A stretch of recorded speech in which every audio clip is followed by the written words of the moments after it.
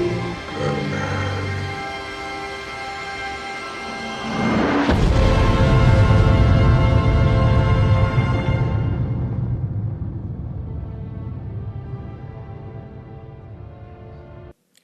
you think it is important for humans to be human?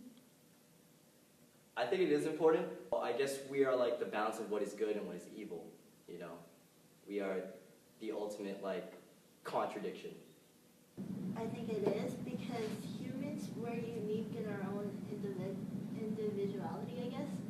We have our own identity, we're different from other humans, we're ourselves, that's why we create styles, personality, characteristics, and therefore it's important for us to be ourselves. No. Why? Because being human sucks. I believe it is important for humans to be human because that's what makes the world unique. Everybody inserts their own type of uniqueness into the world. I don't think humans should stay humans because we make each other miserable. Okay, what makes humans different from robots? The supernatural is the hidden web that unites the universe. Only Augur believe what cannot be seen or measured. It is that oddness that separates our species. I'll say life. Humans are able to enjoy life more than robots. Robots are just programmed to be controlled, and humans are able to enjoy their surroundings.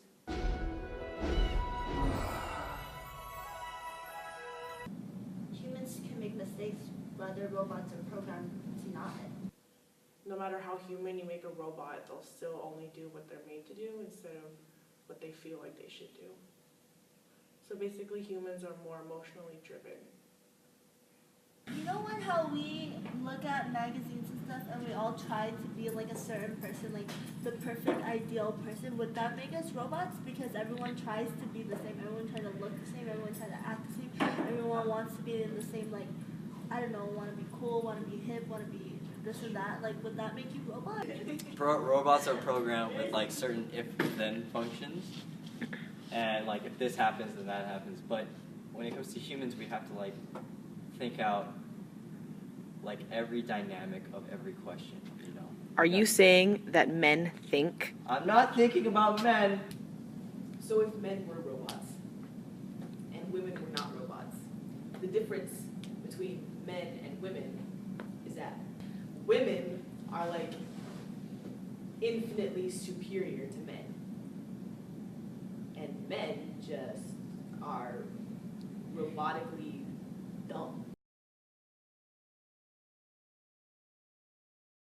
So in Sigmund Freud's The Uncanny, in his essay regarding, well, the uncanny, well, one aspect of the uncanny is something that's unknown, like something that would surprise us, make us feel, you know, discomforted. And he concludes at the end of the essay that it's a repressed emotion or repressed thought. And one aspect that I see uncanny in today's popular culture, I would say the movie Transformers. Because in Transformers you see that the robots are like conceptually are exactly like humans. They talk like humans, they walk like humans, they get hurt like humans. Well, he didn't get the job done, you know what I mean? Because he's back now, you scared? It's scared. Get your ugly face. I'm ugly. Well, we twins, you stupid genius. Get off. Now, change your face around. Oh, get all up in that ass. Bring it. Guys! Oh, hey! You like the way that feels? That ain't hurt. You got that, don't you? I'm getting up. I'm getting up. Double B.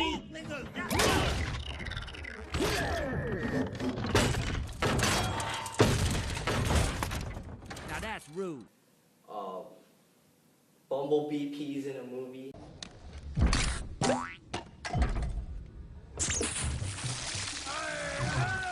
Bumblebee, stop lubricating the man. Get that thing to stop, huh? That's just organic. And that whole notion of saying that humans are organic is kind of like thrown out the window because you got a robot that's peeing. So, something that would be particularly defined as uncanny to me would be Jude Law in artificial intelligence. Because Jude Law plays this highly advanced sex toy. The services I provide will put a blush back on anyone's cheek. I will change the color of your fairy for you. She will scream out in the moonlight, oh, oh yes, oh God, oh yes, oh God, oh God. She will make you a real boy, for I will make her a real woman, and all will be right with the world, because you held my hand. So he basically knows everything about how to stimulate pleasure in women, which I find just so disturbing. And Nathan thinks that's totally hot. When I think about the uncanny, I think about Blade Runner. Not yet. Not.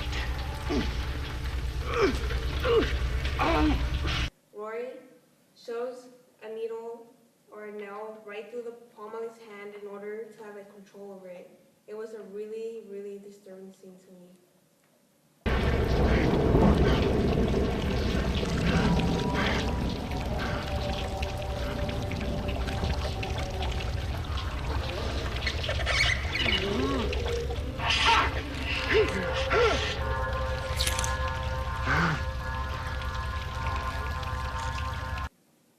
How did Carlo Collodi's Pinocchio influence the movie Artificial Intelligence, in your opinion? What is Blue Fairy? Pinocchio by Carlo Collodi.